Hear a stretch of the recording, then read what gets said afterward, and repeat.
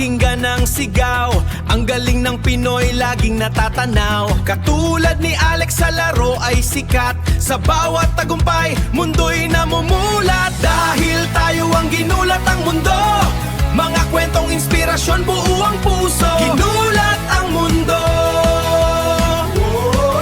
ginulat ang mundo.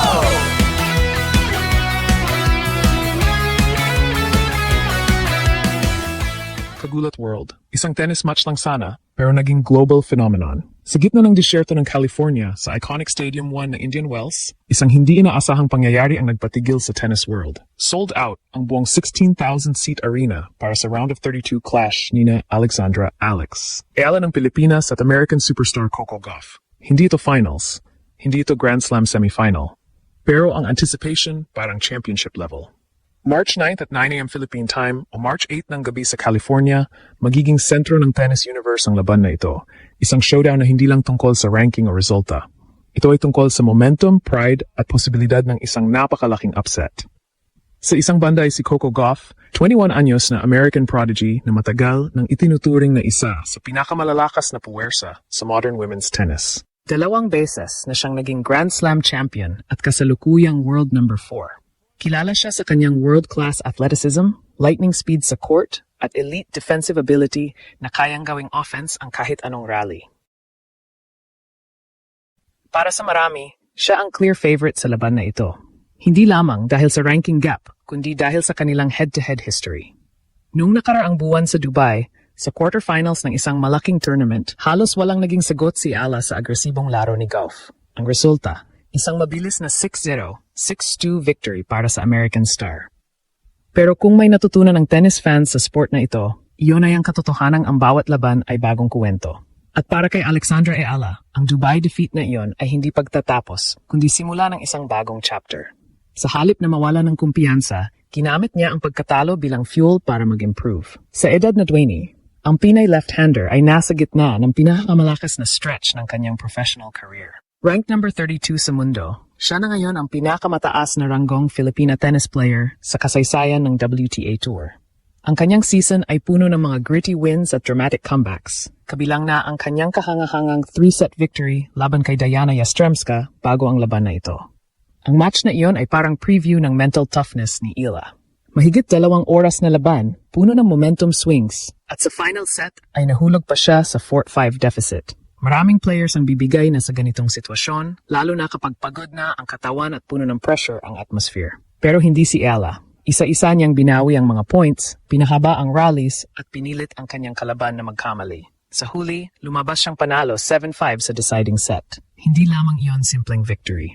Iyon ay statement na handa siyang makipagsabayan sa pinakamahusay sa mundo.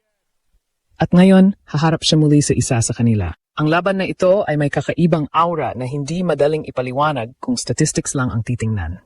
O, lamang si Gauff sa head-to-head.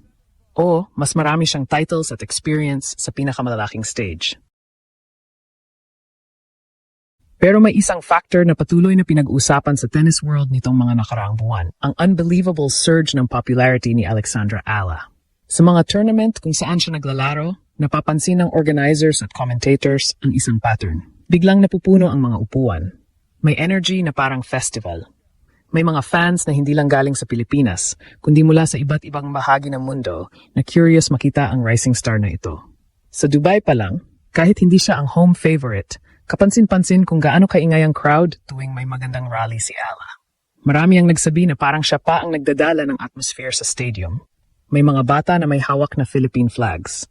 May mga bagong tennis fans na nagsasabing ngayon lang sila talagang naging interesado sa sport dahil sa kanyang inspiring journey. Maging si Gauff mismo ay napansin iyon.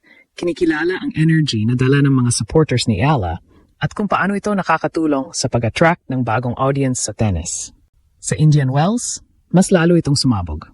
Ang sold-out na 16,000-seat Stadium 1 ay malinaw na patunay kung gaano kalaki ang excitement para sa kanilang rematch. Hindi lamang ito tungkol sa isang American star defending her turf. Ito rin ay tungkol sa isang Filipina underdog na biglang naging global sensation. Sa social media, halos hindi mapigilan ang buzz. Fans mula sa Pilipinas, Asia, America at Europe ang sabay-sabay na nag-aabang sa laban. Marami ang nagsasabing nerve-wracking ang anticipation, pero kasabay nito ay napakalaking pride ang nararamdaman nila sa pag-angat ni Ella. Ang stylistic matchup ng dalawang ito ang isa pang dahilan kung bakit napaka-intriguing ng kanilang laban. Si Goff ay kilala sa kanyang defensive mastery. Kaya niyang habulin ang halos lahat ng bola, gawing mahirap ang bawat point at maghintay ng tamang pagkakataon para umatake. Samantala, si Ella ay isang natural counterpuncher na may left-handed advantage.